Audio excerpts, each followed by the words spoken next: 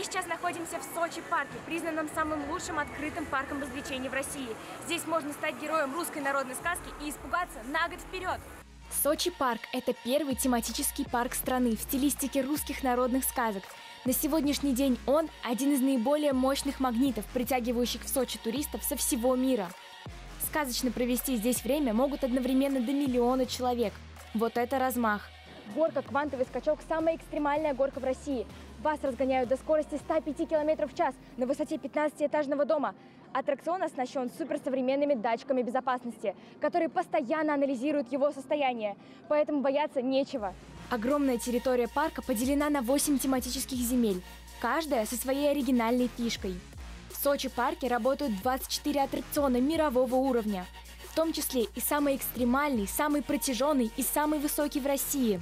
Сотрудники парка очень заботятся о надежности аттракционов, ведь при несчастном случае получат от пострадавших.